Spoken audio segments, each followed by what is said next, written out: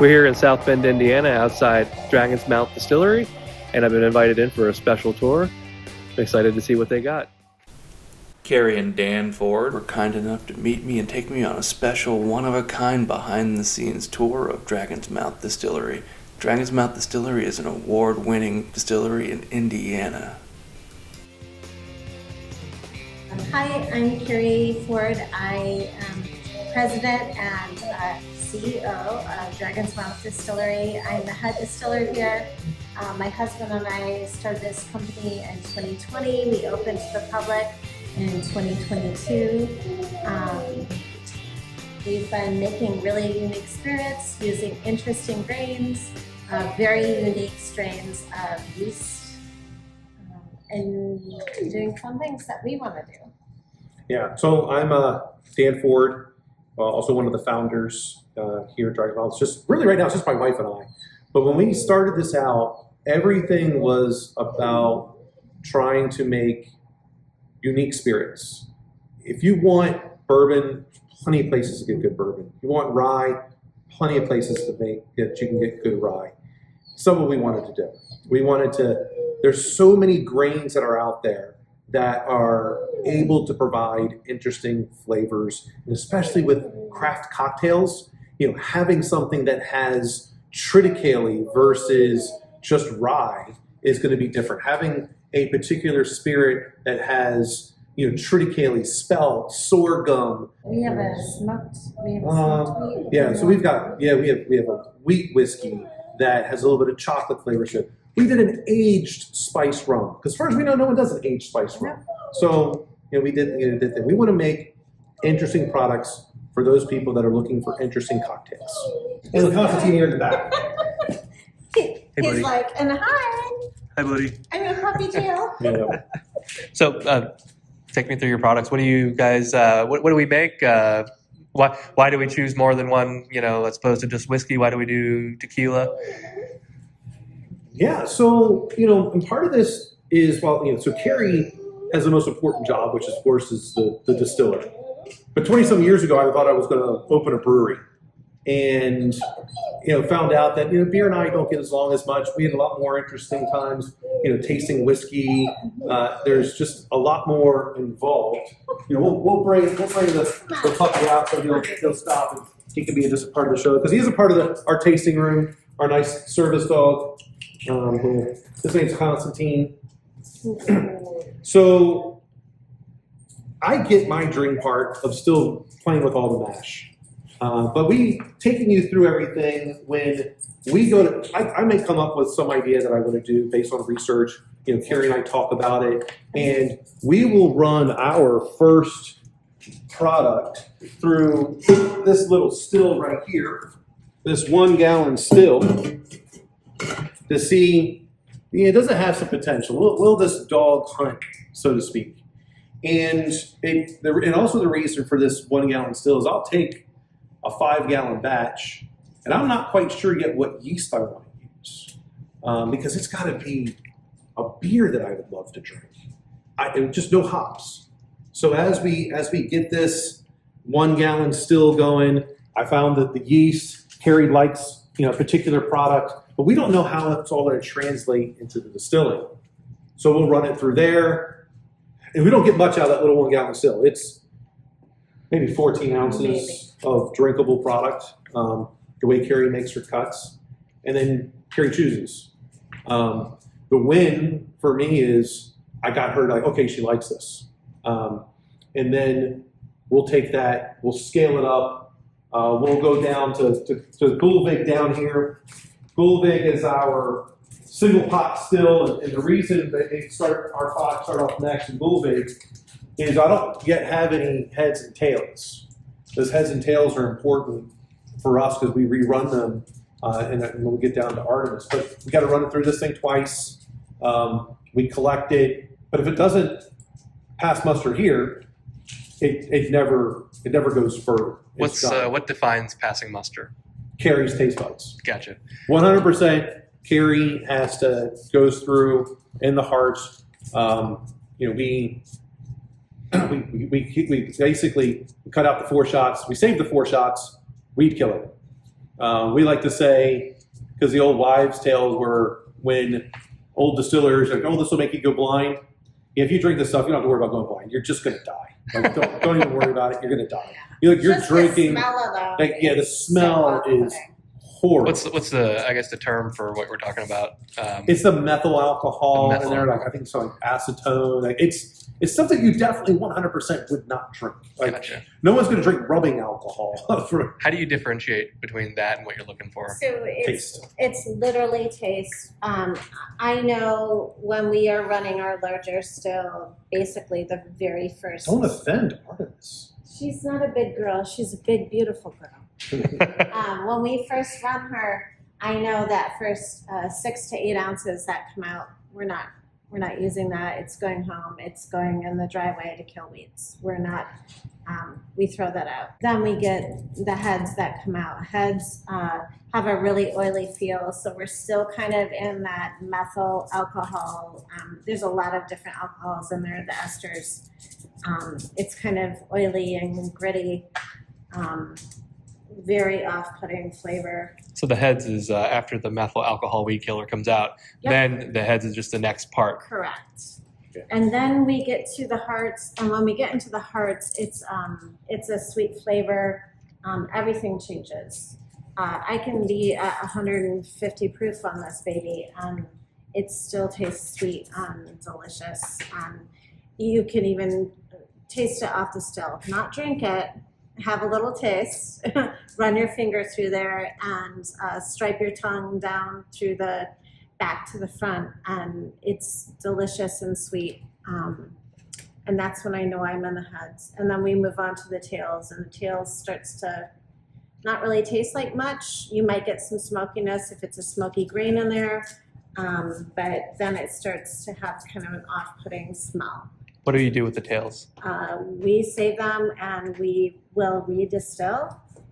Sometimes we will put those in the thumper just to give that extra flavor of whatever we're distilling. So for instance, when we do our Coach's Choice, which is a smoky single malt, I will save those tails and throw those in the thumper so that when we are running, it's running through there and getting more flavor. We've got 1,400 square feet. As far as I know, we're the smallest distillery around. Like, I don't know of a distillery that's smaller than this. There might be some exist. We haven't found them yet. Specifically, one that's won the 20 awards. Well, yes. Last year we won a total of 13 awards across 5 different products. That's fantastic. So this is our lovely cooker. It's our mash tun. It's no matter what we do, everything starts in here. We don't.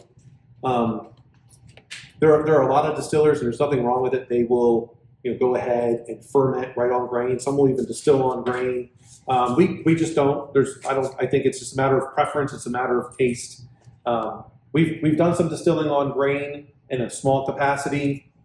We just don't have the equipment to really play around with that, and it seems for us it's a little bit more of a mess to clean up. So everything starts. We started in here. We go to ferment, which is kind of what all these lovely things are over here. Ferment, stainless. We've got some grain, which we keep our heads and tails, and we have any hearts left over. We're kind of staying there for a little bit. This area right here is kind of some different experiments.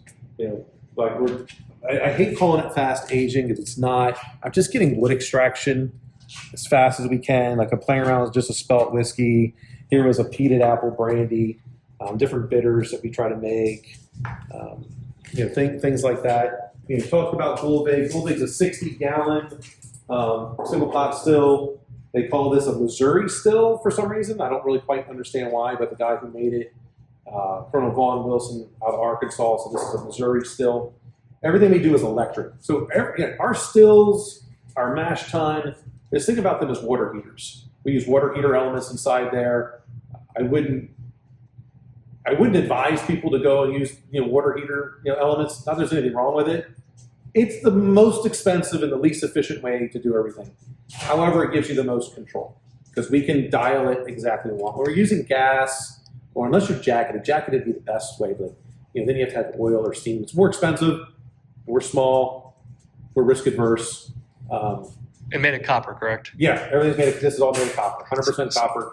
So for the process, we start at the mash tun. Yep. Then we go done. fermentation. Fermentation, depending on where we're at, first run, we'll go in here. If it's not, everything just goes right down to Artemis until we convert. So Gulvig, which is probably most important, this is one of Carrie's babies here. Gulvig is, she's named after a Norse goddess who was reincarnated 3 times. She's on her second and getting ready to go to her third. We're going to convert this to be also continuous still. So we'll add, we're going to take this big witch hat off. I like it. This takes a long time for us to finish through everything. It's about 20 hours for 60 gallons. But it's a long time. We need to get it down to, like, it should be done in like 6 hours. So we'll convert it, get her a thumper and a different condenser. What's a thumper? This is So the first time, that's honestly, yep. I've even heard the word thumper. Yeah, So so some people might call it a doubler. There's different ways of doing everything. It's a continuous still. So they call this, the Popcorn Sutton, who was an old moonshiner. It's his design, evidently. The guy who made this is Kevin from Thunder Road Copper. He makes all the stills for the Moonshiners Master Distiller Show. And we came to him because a person making our mash tun, Bubba's Barrels out there in Tennessee, I called him up one day and said, hey, I need someone to make a still. He goes, well, I know this guy, Kevin, over at Thunder Road Copper. And I'm like, Perfect. cool. I don't know who this is. But his references were, people from the Moonshiner still and some other friends of ours that we wind up knowing. So this 110-gallon continuous still, why the thumper's important is because we don't use a column still where they have multiple distillations going on. So you'll see these chambers. So a lot of these stills, they'll have a chamber like this, and each chamber is like another distillation process. It's got copper plate. You'll see it bubbling. A lot of these big distilleries have all of that because you're trying to refine it. You're trying to get rid of as much of the bad alcohol as possible. So big water heater, no heating elements. And this you don't need to, because what happens is that as it turns into steam and it comes down, this pipe comes down to about right here, and that's why we fill it with typically heads and tails, because we rerun both. Not all of the heads, but a lot of the heads, because we need about 7 gallons in here in order to cover this pipe, because then the pipe is like a straw going into the liquid. So as it's heating up, it's bubbling. So it's going to heat the liquid when it reheats, and the reason why they call it a thumper is as it's heating up, again, imagine blowing into a straw. It sounds like someone's. That's why they call it a thumper. We'll do that. The vapors come back up through here. This is our condenser. It's a worm condenser. Cold water in. So it's got a pipe going all the way around it, and then the magic comes out right here. So typically, what occurs most days is I know roughly around when Carrie should start paying attention. So I get to kind of be that first thing, all right, because otherwise, you're just over here constant, but I'll, be babysitting it. And then I'm like, all right, hey, honey, you need to start paying attention to this because I think it's getting close. Close could be anywhere from 30 minutes to an hour. But at that point, about every 10 minutes or so, Carrie will come over. And actually, you should probably what is it that you do after I tell you you're ready? Like, hey, come take a look at this. I know what you do because I see it every day. Right. So typically, once we get to a certain temperature here, we know where we kind of are getting into the heads, hearts, whatever. And once it starts coming out, it'll come down here and come into the parrot. And I will literally just taste it until we get to a certain proof on the hygrometer. Once we get to a certain place on here is when I know I need to pay attention or worry about where we are with the hearts. Until then, I feel like I've done this long enough. I don't need to taste a lot of the heads. It's really off-putting. I can usually touch it, feel it. It's oily, smell it, and I know where we are. And then once we get into the hearts, we just collect and then pay attention. As the proof goes down, depending on the product, then we just move over the buckets and we have tails. So you guys, single distilled, triple distilled, double distilled, This is technically considered double Technically, distilled. technically double because it goes up and then Yep. again. Yeah. Okay, Yeah. When we do it over here, we have to run her twice. so what's the decision? How do we know what goes over here versus what goes over here? So when we, Does it make a difference in the taste or quality or anything? 100% It does. So So we've done more of the Irish type whiskey over here because this is a more traditional pot still. And that's kind of a more traditional way of distilling an Irish whiskey, so to speak. And we only have one technically that I would consider more of an on par with an Irish whiskey. So the majority of everything we do at this point is in here.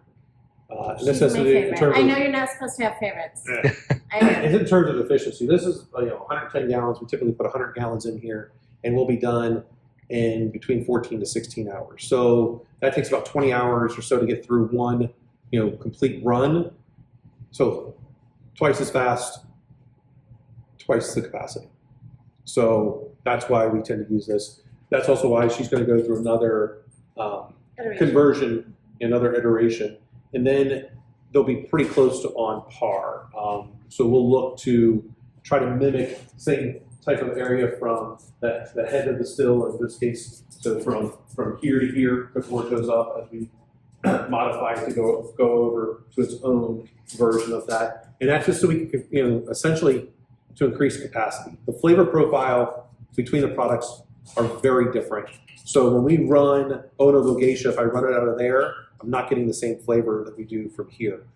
We prefer it here. So we have to get closer. So the only way we're going to get closer is by trying to mimic the same design, we believe, or at least get close enough to where then we can blend it. Because today, it takes us, so out of here, when we're running this, 100 gallons goes in, we may get 12 to 15 gallons of usable product. Just the way Carrie makes her cuts.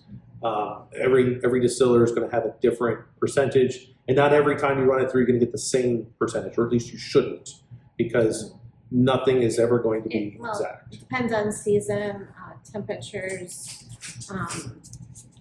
where's our yeast at? Yeah. So there's a lot of what happens over here in fermentation translates over here clearly.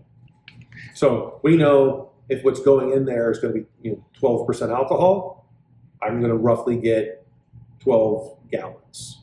That's just should get that just based on percentage. 100 gallons at 12%, 12% of 100 is 12. Now it's not going to work exactly that way, but it's close. So if I'm doing 12 to 15 gallons in a run, that means it's going to take me that many mashes to fill up a 53-gallon barrel. I got to be able to increase capacity. So increase capacity, just having that still give us, if I can get it at the same equivalent, I've increased our capacity by 50%. So everybody wants to be a brewer. Custom made. If I wanted to put one of these in my garage, is this going to cost me $1,000, $10,000? Still Uh-huh. Number one. A still. Like if I wanted Let's be a very similar, clear. like can I get a ballpark of what one of those Let's costs? be very clear. It is 100% illegal in the United States For home distilling. to home distill. Now there is currently a challenge that's happened in Texas. I think it was Texas. I don't know what will happen from that. I personally believe you should be able to distill at home. I personally believe it. I'm not going to frown upon anyone doing it, but I would 100% tell you, if you're going to do it, don't tell anyone about it, because the only way to keep a secret between two people is if one of them's dead. So don't do it. Now, so with this kind of setup, 5-gallon still of this will probably cost you about, of all copper, $1,500 to $2,000 for 5 gallons. So that would be a 5-gallon of the pot, the thumper, and the condenser, about $2,000. Oh wow! Now, out of 5 gallons, remember you're probably 5 gallons of 10% alcohol goes in there. You just do what's 10% of 5 gallons, and that's about how much. But of also, the- to of be what you're gonna clear, completely illegal. Yeah. So to make beer, wine, mead, anything that's not distilled, I believe it is 500 gallons per year per adult in the household for personal consumption. But I believe that is also per state to state. No, that's a federal Is that thing. federal? Federal, state believe they control that. That's the federal law. Is 500 gallons. I believe it's 500 gallons per adult per year per household. So by personal consumption, that also means technically you're not even supposed to give it away. But that's the letter of the law, and they haven't really done anything. 500 gallons of beer would be That's a lot. a challenge That's to a drink. It's Hey, a lot. I don't Which really is drink gonna- water anymore. All I drink is You know, beer. and I know that the reason that, with the microbreweries that it became so huge so fast was because of the amount of people that got into home brewing. And so you might see a very large, but it's a much different investment. If you want to be, if you're going to do this at home, to put it in perspective, I not only have to be a brewer, then I got to have a distiller. So I got to have all the same equipment that the brewers have to have, plus I've got to be able to distill. So you're going to take up the whole garage. So you might need a whole garage to do everything. And the thing is for the most part, on a 5-gallon still, you're not going to be able to get the same quality that you can get on a 100-gallon. Because your cuts are going to be, And this is 100 gallon. yeah, technically 110, but yeah, because your cuts are going to have to be closer together because you don't have as much wiggle room. You don't have play. After we distill, then it goes into barrels. Some stuff goes into a new barrel, some stuff goes into a used barrel. What makes that decision really is how we do, like I was showing you the little experiments over there, how does it taste? So I'll put in brand new charred oak, and then I'll put in ones that have already been used. So I'll save them up. Okay, this is oak. Here it is. What's the flavor different? In this case, again, Carrie still has to take what's the flavor. What we have noticed is that in a used barrel, you're going to get more of the grain taste. So when you're using some heirloom grains, you're going to get more of the grain. The new charred oak, you're going to get more vanillas out of it. You're going to get stuff from the oak rather than just the grains themselves. And the other definition, the other reason is, if I put it in a used barrel, it's whiskey. It could be a single malt, but it's definitely not going to be a straight bourbon. It's not going to be a straight rye. It's not going to be a bourbon whiskey. It's not going to be a rye whiskey. If it's in a used barrel, it will be a bourbon mash. It'll be a rye mash. Still whiskey, but there's a distinction from that. Anything that says straight bourbon, straight rye, it's got to be in a brand new American white oak charred barrel, minimum age 2 years. If it's a bourbon whiskey or rye whiskey, it's just got to be in a brand new barrel. It could be for a minute. Bourbon mash, rye mash, used barrel, no age date. So you guys have multiple different spirits, gin, rum, tequila, whiskey. So at what point does it actually take on those characteristics or become a different spirit as opposed to whiskey? How do we go from the mash tun to that? Yeah, so our agave spirits, we can't call them tequila because we're made here in the United States. So just like champagne, just like scotch, Mexico has the trademark on tequila.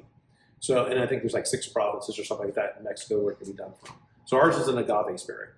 So agave can never be whiskey. It's just the rule. So in order for it to be whiskey, it had to come from grain and it had to be aged in a barrel. Now you get into all the different legal characteristics. Scotch had to be done in Scotland. I think their minimum is 3 years in the barrel, something along those lines. Irish whiskey had to be in Ireland. In the United States, we have bourbon, we have rye. What makes bourbon or rye is the main characteristic of the spirit. 51% corn on a bourbon, 51% rye on the rye whiskey. So as long as it has that, then it has to touch oak. You can start calling it that. Gin can be from any type of fermentable product. It could be from grain, it could be from grapes, it could be from potatoes, it could be from sugar. You have to have juniper in it. Juniper is the main characteristic from gin. And there's different ways from that gin. You could do cold maceration, you could do a redistilled gin where you've already got a neutral product. I add the juniper in it, and then I redistill it. You could do a gin basket where the vapors come out. We do a cold maceration, so we're basically like making tea. Is there a difference between, gin and vodka? Because from my Yes. understanding, isn't vodka or gin just fancy vodka? Maybe.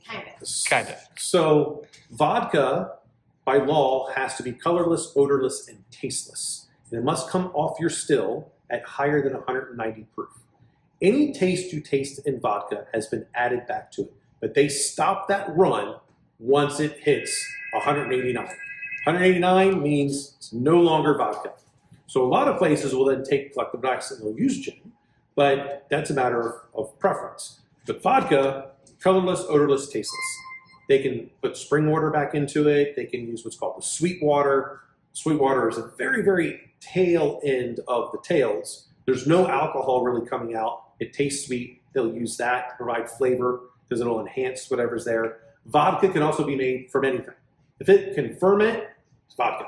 So main categories are predominantly brandy, which is anything from fruit, whiskey, anything from grain. Vodka, gin can be from anything. Tequila is agave. And then there's plenty of other things of like the brandy ranges. You've got grappa, you've got cognac, you've got Armagnac. There's probably a bunch of other ones that I'm missing. But yeah, it all depends on what you're using as to what you get. So like our gin is the same thing that we use for our moonshine, which starts with 100% Michigan beet sugar. And then from there, we just determine what we're going to do at any given time based on Carrie's taste buds and demand and whatever she feels like concocting that week. So I wanted to talk a little bit about how we are able to actually make a whiskey that can play outside of its weight class. So these are two of our brand new barrels. These are a little bit larger.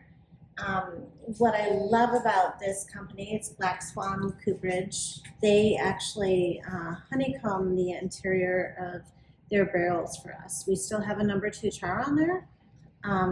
But because of this honeycombing, we have a lot more surface area. So more surface area means faster maturation. So there's more room for the expansion of the wood, and the whiskey can kind of draw into there. So we're going into there about the width of a human hair per year. And when we're talking about we've basically doubled the interior of our barrel by doing this, that's considerable.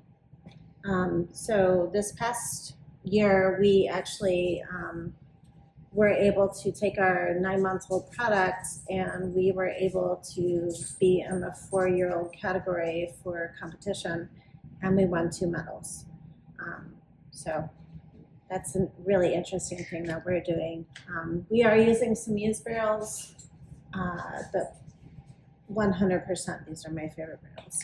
Once you use these barrels, the taste and flavor isn't all used up. You can use them again, but do you have to do anything special to like So recharge them, or is there any? So what we are actually doing is we're doing a modified Solera method. So we will take half the barrel out.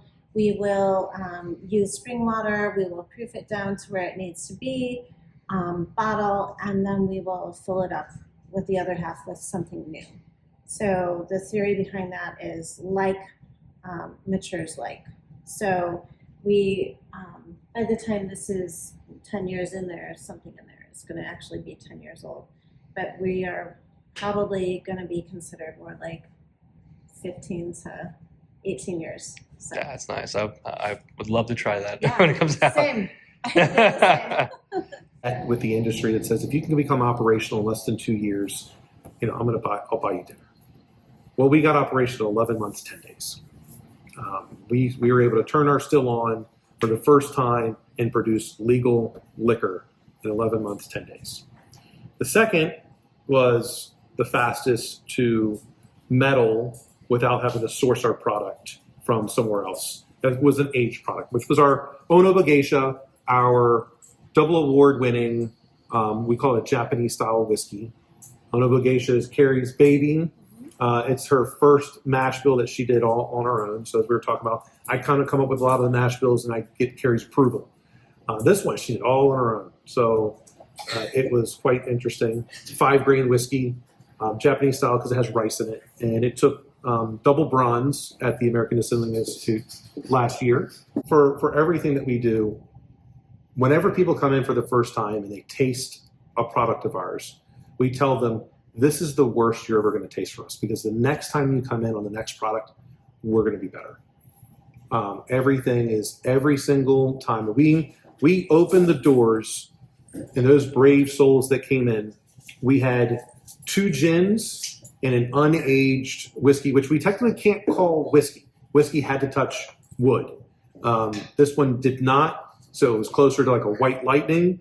It is our, we call it Jaybird. It is 3 different barleys with one of them smoked. The aged version is Coach's Choice, which did just double silver at the Proof Awards. And that's all we had. We wanted people to follow our journey, like, see how much we improve. We're not gonna hide anything. We're gonna be very transparent. Here's what we're doing, and tell us your feedback. If you don't like it, tell us what you don't like. But they did. Like, people did follow us, and we have an awesome group of people that follow us. Every month, we do some barrel tasting events. We bring something new out of the barrel, and it's a lot of our same customers and the same customers, which have become really, really good friends. We go out to dinner a lot of times now. They bring in new people with them. They tell us. As you've been filming, you'll notice there's no TVs in here.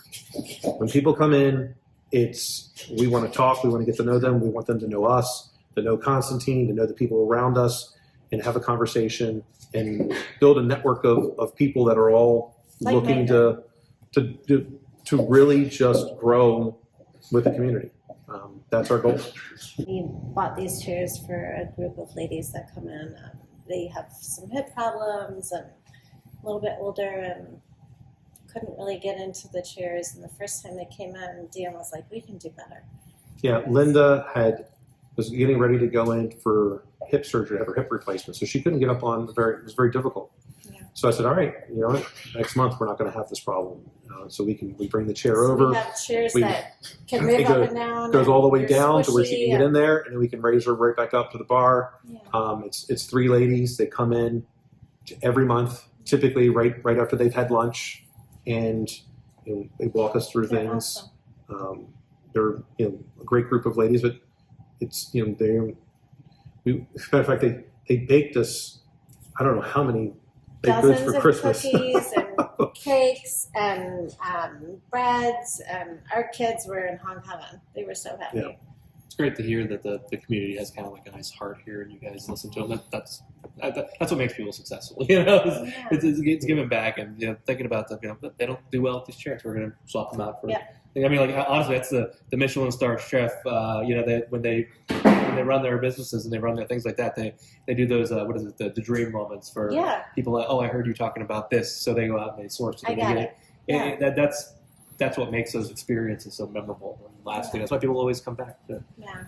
But we've got a great customer base, and there's so many people that come in every week that go, we didn't even know you existed. We just heard about you from a friend of a friend, or at a party they had your product out.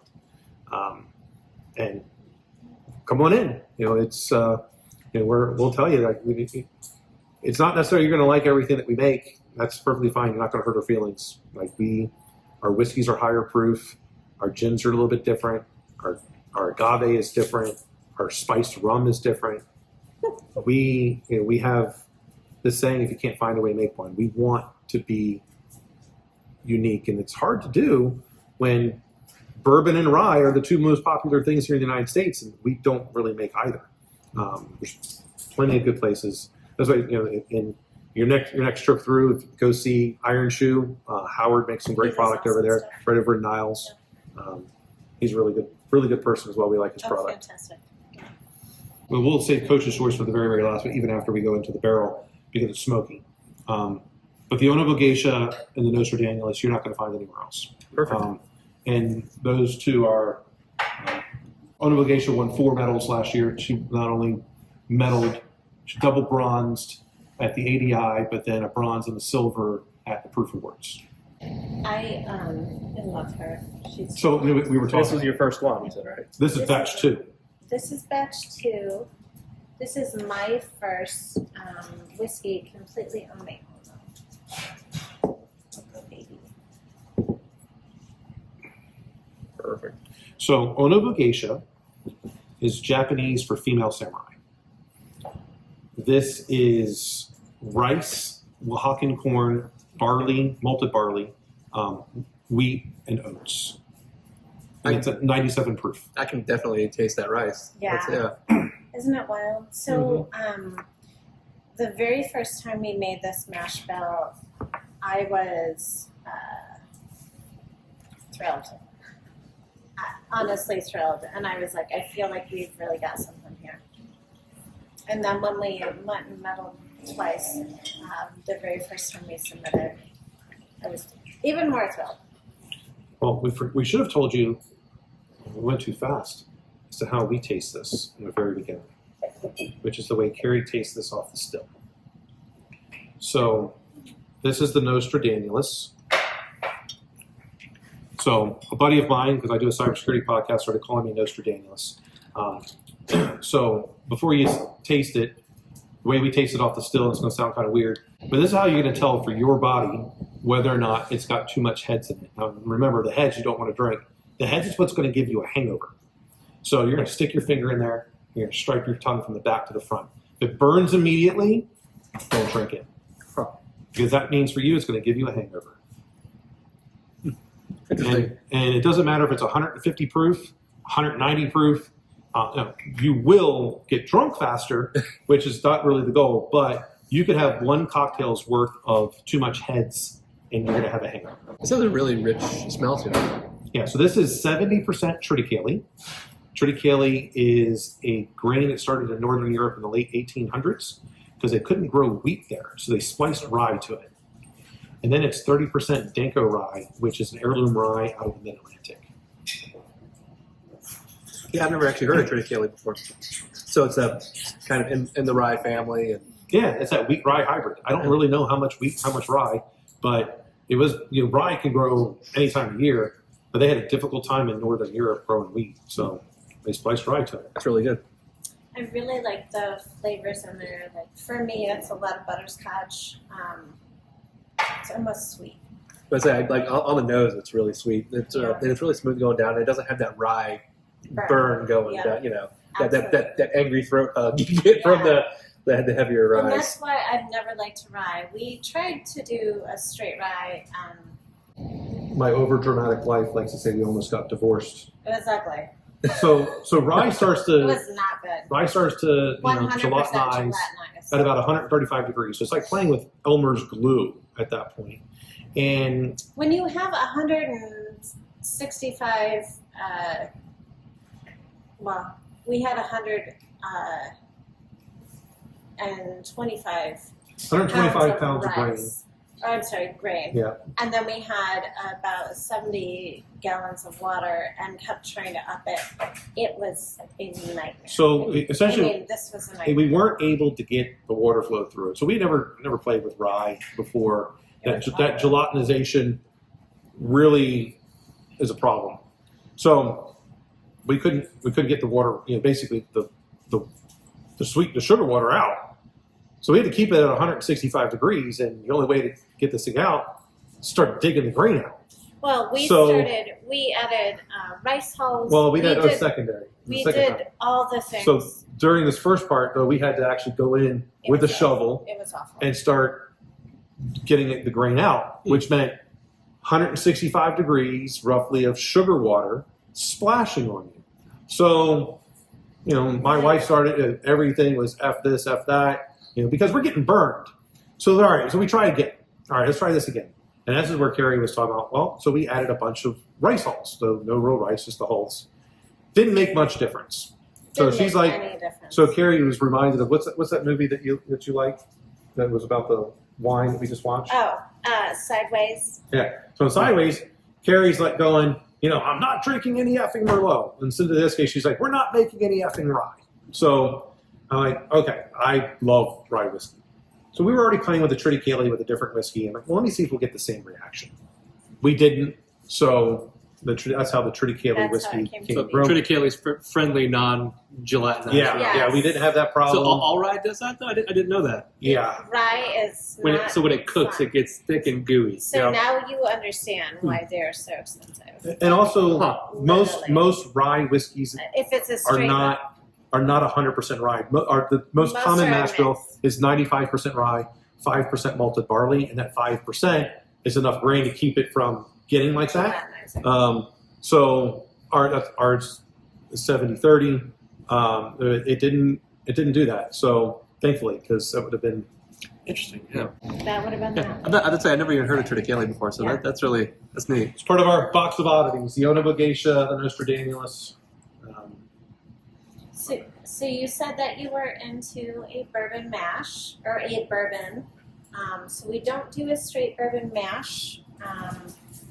This is something we call the Judge. This is as close as I got heavy-handed. Sorry. This is as close as I will get to actually making a bourbon at this point. So this is our bourbon mash. We do this in a used barrel, and I think it turned out great. So we call it the Judge. It's in honor of my grandfather. He was a judge up in St. Joe, Michigan forever. This is nice. Like on the nose, you get that like sweet caramel. I love Yeah. it, yes. And we use a unique corn in here as well, Amanda Palmer corn. So it was developed by Alan Bishop, who used to be the head distiller at Spiritual French Lick. He's recently started his own distillery. I don't know what he's named it. Homestead. So he developed this corn.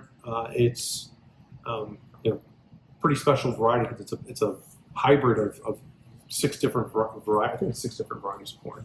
So yeah. Now before we get into Coach's Choice, let's go do something special because this is going to be smoky. And let's go into the barrel for the Ford Manor, which will be out Yes. middle of March. Perfect. So I like to say she's my $5,000 rescue. all right, so we're going to go into our Ford Manor. This has it's actually our second attempt as so Ford Manor is a 5 different barley single malt. It's really about our family, and a big part of it is a reminder that my wife's a liar. That's really what it comes down to. Please finish So- the story. So the story is when I met my wife, she tries telling me how she's Scottish royalty. And I said to her, honey, there's no such thing as Scottish royalty. Oh, okay. My English brethren Please. bred all of the out of the Scottish in the late Oh, 1200s. please. My maiden name is Mackenzie. That's the name your family stole. Okay. You stole it. So she goes and does 23andMe. There is no Scottish in her at all. It is Imagine my family's surprise. Irish, and Chinese, and a little bit of English. So this has barley from Ireland, to remind my wife she's not Scottish. It's got barley from England, where my family didn't lie, like probably inbred, 93% English. And then barley from Canada, because her family did go from Ireland to Scotland, and then Scotland to Canada. And then, as I like to say, her family was probably a bunch of Irish criminals that fled Ireland to Scotland. I was telling her dad this a couple years ago, and her dad starts laughing. And he goes, well, this could be true. We were a bunch of criminals, and we did have to flee Canada, and that's how we got into Michigan. So this version of our Ford Manor was aged in our spiced rum barrel. Well, nothing but that. So our second iteration of doing a Ford Manor, the first iteration is down here. And so when tasting this, we'll be at 131 proof. Oh, perfect. I am honestly a sucker for high proof Awesome. whiskeys. So Yeah, and this is another interesting thing that we were talking about higher proof, and this is something that's interesting. And no one has really ever admitted this, but we tend to believe this to be true. If you go to taste some whiskey, and actually, funny enough, Carrie, when we first started it, before we started this, she didn't like whiskey, and now not only is she making award-winning whiskey, she wants it right out of the cask. Because what we know is whatever you bring out of that cask, you didn't modify it. And so if you ever get a bottle and it says, single barrel cask strength, that distiller is saying to you, I hit a home run. I don't need to change anything. If it's just single barrel, it's still going to probably be higher proof, but it might not be in the 110s, 120s, but it might be in the 90s, maybe low 100s. He's saying I hit a solid double. If you're buying 80 proof whiskey, in my opinion, they messed up and they had to water it down because, again, no one's going to say this, but what I believe is that these distillers are going in pre-calculating the angel share. The angel share is the part that goes into the wood. No one will talk about it. Right? And so with that, they pre-calculate it. They're pre-calculating it. They're adding heads into the product because in their mind, I want the heads to go in so I have the hearts. Part of the reason why I think that our product is different is that Kerry only puts the hearts in there. So the stuff that goes in is hearts, which means you're getting closer and closer to the center of the hearts. So when it's 80 proof, that means it had heads in it. They didn't like the way it tasted because it had heads. So they added water or something to proof it down to 80. So if it's straight out of the cask, 130 some proof or whatever it is, high proof, and there's single cask, they said I nailed it. I'm perfect.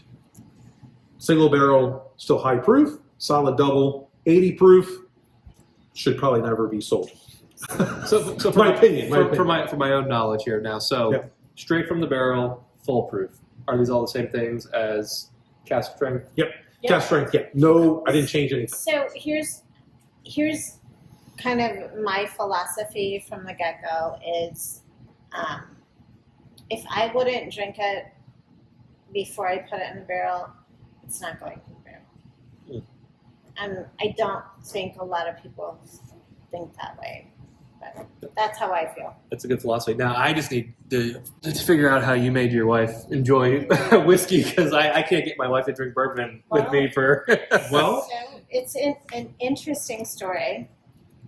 so Yeah. with you having, a medical degree, what we found, and we didn't know this in the beginning, so as we were going about this process, I didn't know. Carrie's like, I don't like whiskey. And I've taken I'm like- a lot of anatomy classes, and I didn't know So this. I'm like, the research indicates that you should like whiskey. Really dark chocolate, bold red wines, black coffee, tea, like all these different things. So that summer of when COVID was first starting, we just went and bought a lot of different whiskey. I'm like, there's got to be a reason. Like, the market research says you should like this. So the first whiskey she liked, which is what owed to her own obligation, was Centauri whiskey, a Japanese whiskey, and a little bit more delicate. Then we went and took some professional classes, and during that time, the research shows that women have more taste buds than men. And because of that, they can taste more of the nuances.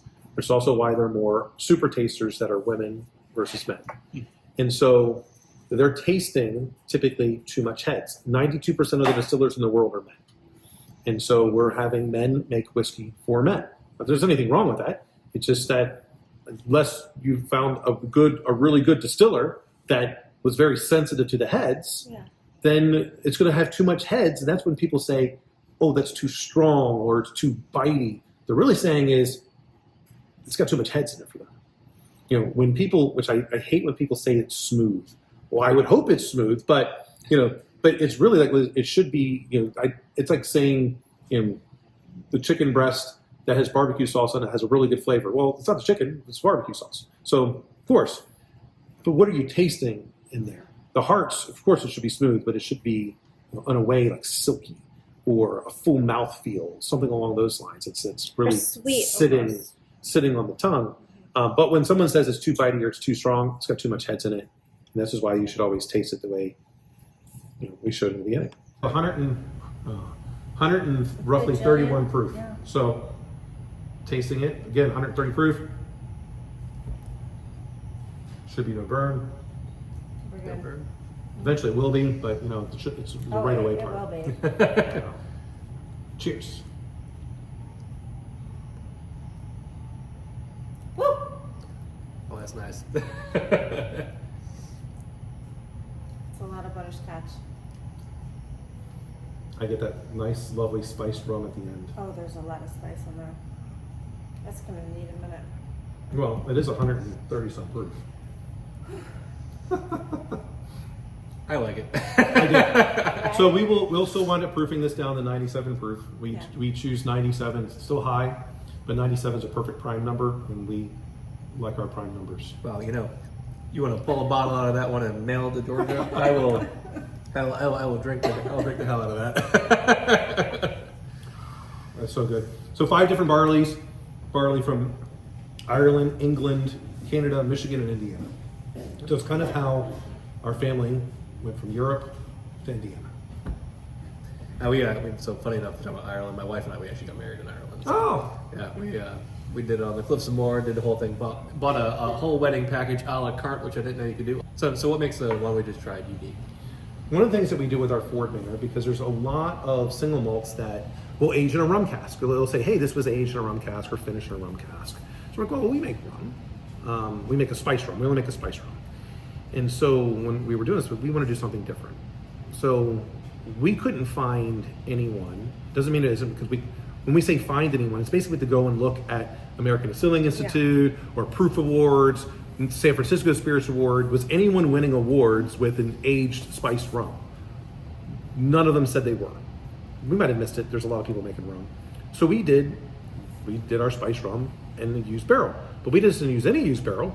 We used the last version of the Ford Manor single malt whiskey, which is the 5 different malted barleys. So this way the spice rum gets a little bit of the maltiness from the whiskey, but then our whiskey for this version of Ford Manor gets some of the spice rum. Now, in this next year's version of Ford Manor will have been aged 2 years in one of those brand new American white oak from Black Swan, which was the honeycomb. And so then after the cycle, those ones will be on a 2-year rotation, but every other year there's a different Ford Manor coming out. It'll either be in that honeycomb barrel or in the spice rum barrel. So this Ford Manor will wind up transferring one more time, and it'll sit in that rum barrel for 2 years. So this is our coach's choice. It's 3 different barleys. We have our farmer grow these, all right outside of Sheridan, Indiana. What you're really going to note about this is this smoky single malt has Indiana, Nordic, or St. Jourdal. So what's interesting about this barley is they quit the malting process by smoking it in a smokehouse. So you can smell that, and you're going to taste a lot of that in here. They smoke it with alderwood, which is it's very interesting to me, very delicious. A lot of people confuse this with peat, not peated in any way, shape, or form. Not that he doesn't have a peat bog on his farm at this point. I would confuse it with peat. Yeah. It's funny because it has a Scotch taste to me. Yeah. That was the goal. That was exactly the I don't know if that's intent. what you were going for, but No. it It was definitely That tastes like was- Scotch. That was the intent. Yeah, I love Islay scotches. Carrie does not. I do not. So we get. But I do like a good scotch. Yeah. So this is getting. It's going to have. And I can't remember which region. It's either Highland or the Space side that has a little bit of peat in there. Highland is nice. So I wanted just a little bit of smoke. I love having my cigars. I love campfires. So I want to be able to have this. So for me, for the whiskey to stay in the house permanently, unless it's a really expensive whiskey, I have to be able to like it neat. I got to be able to like it on the rocks. I have to be able to like it in a cocktail. I've got to be able to do all 3. Otherwise, it might unless it's really expensive. And there's a lot of people that believe that, hey, well, I'm just going to use that for cocktails. I think that's wrong. Would anyone ever go and say, I'm going to go, just give me the worst piece of meat that I can go and smoke? Like, no, like you want to go with the best ingredients possible when you're making something. Now, I say that to an extent. For me, that's about a $60 bottle of spirit. So for the main spirit, I'll go up to $60, which was also, that means I had to also like it neat. I had to also like it on the rocks ahead of that. Once I get past $60, probably not It's making a cocktail from it. returns. But, we want to make a great cocktail. I'm not having 20 of these cocktails, but I'm having my cocktail before dinner. I want a nice cocktail. So I think like this goes, we call it the Smoke Father. It's a play on the Godfather.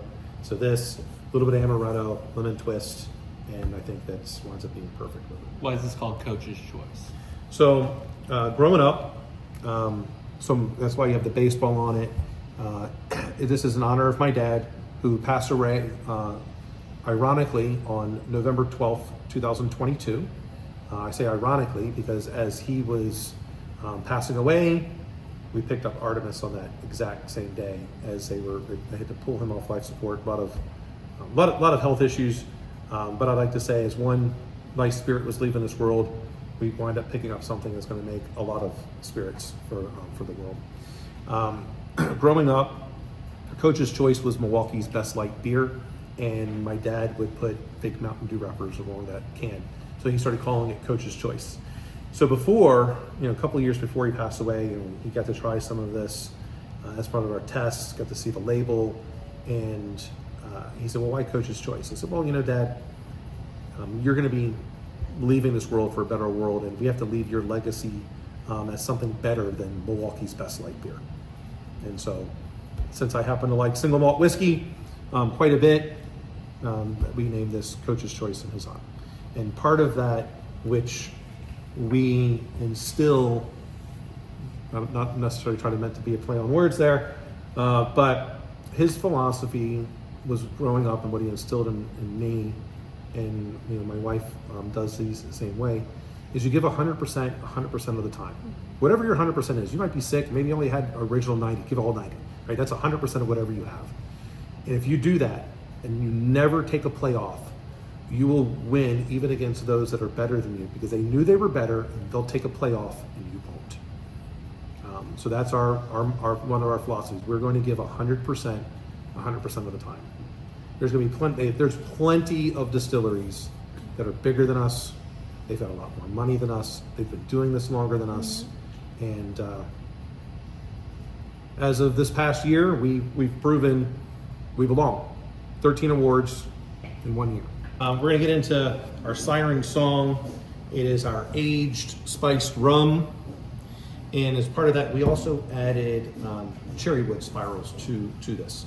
Also at 97 proof, which was a little bit of a mistake. We wanted to do the rum a little bit lower, but it was a good mistake. And thankfully, I read the labels as I got them. Because in order to proof this down, coming out of the barrel, I was like, well, wait a minute. It was supposed to be like 89 proof originally, just because we don't see a whole lot of rums at a higher proof. But it turned out to be a good one, because Carrie's like, oh, this one's gonna be 97 proof. I'm like, well, you like it at 97 proof, we're good. That's good. That cherry wood really comes out, and that spice has a nice little burn to it, which I like. Yeah. That's tasty for rum. So in this double medaled at the Proof Awards. This is our first iteration of doing rum. We didn't think we were going to do rum, just like we didn't think we were going to do agave. It's like, who wants to buy rum from Indiana? Who wants to buy tequila, so to speak, from Indiana?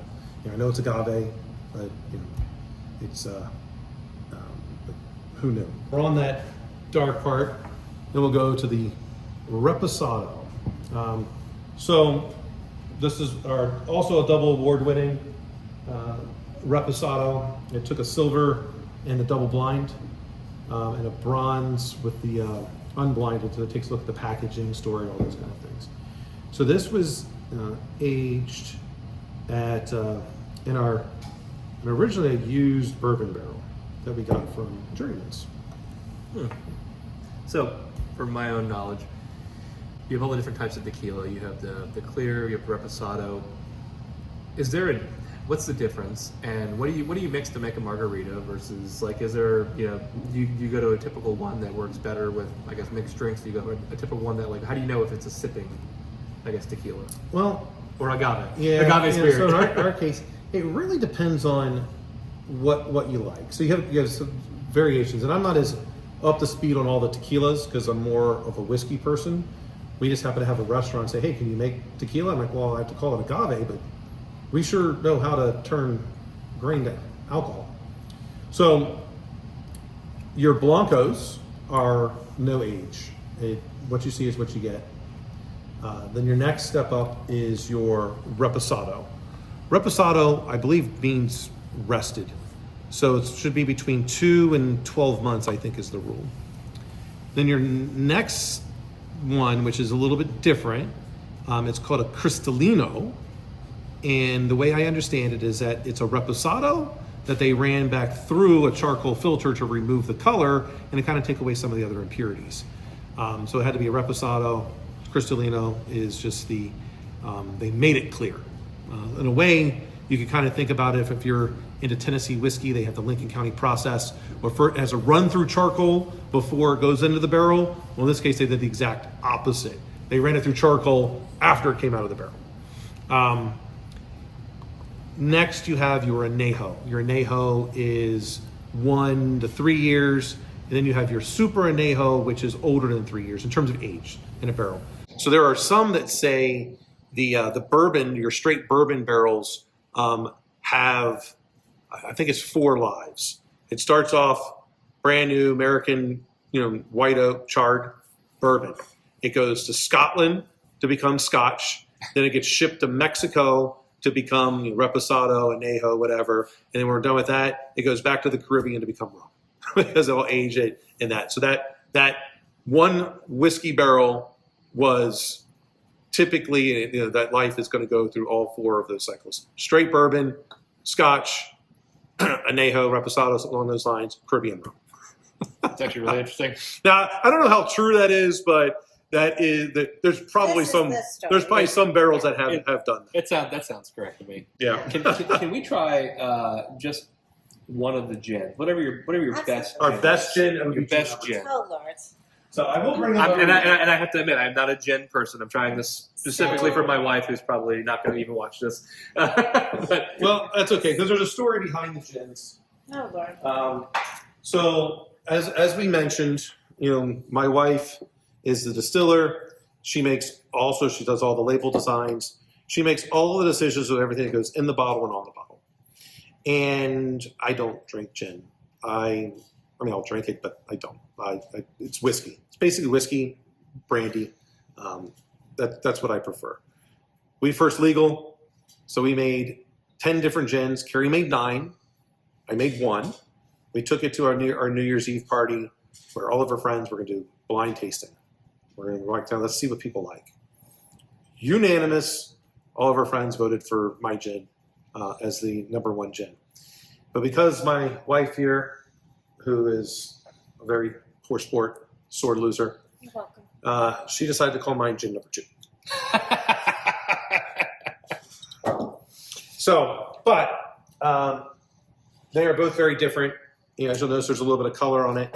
I can say this is the better of the 2 gins because, well, the data doesn't lie. Numbers are numbers. double blind study. I like it. Well, not just that. The sales-wise, it outsells gin number 1. There's nothing wrong with gin number 1. It's different. Part of it. They're 2 totally different animals. What gives it the golden yellow color? So go ahead, Carrie. And I'll explain it to the gin. I've been in engineering for 25, almost 26 years. A little bit risk adverse.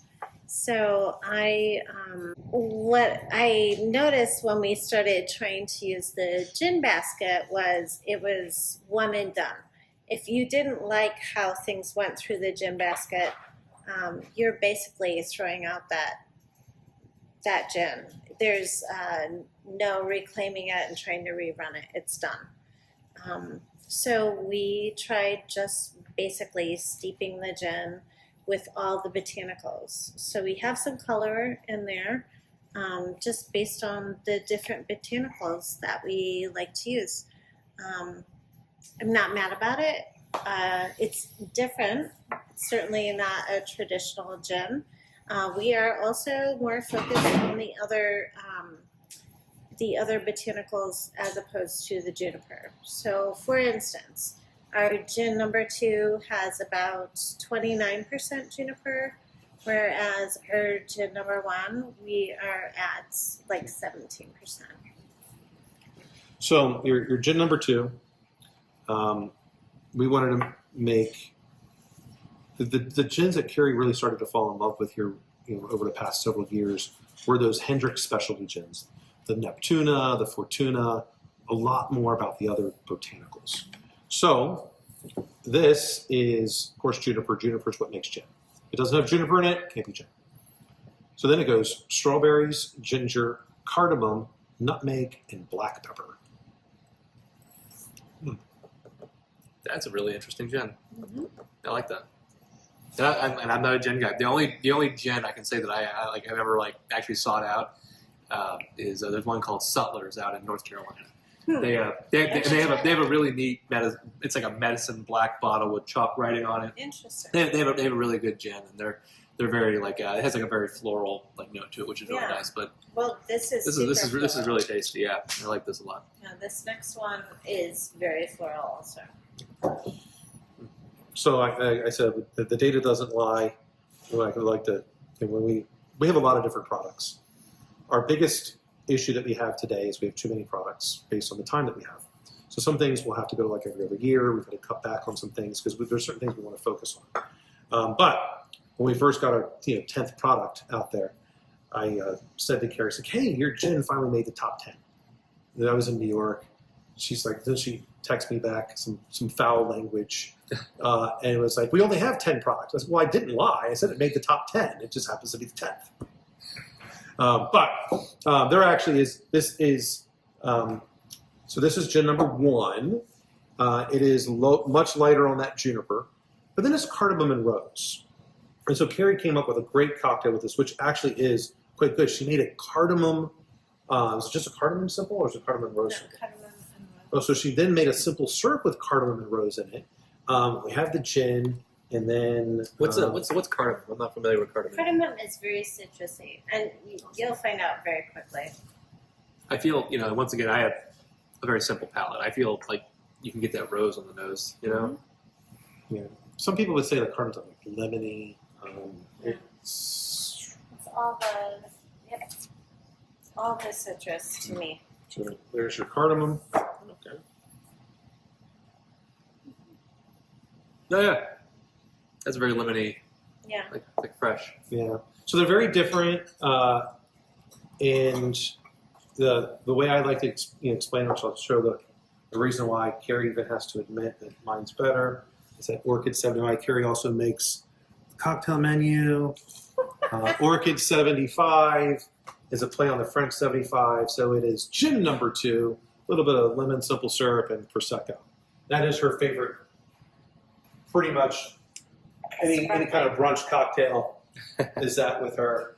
But we've had a couple of really interesting things. Other than that, we were both pretty competitive, and so gin number 1.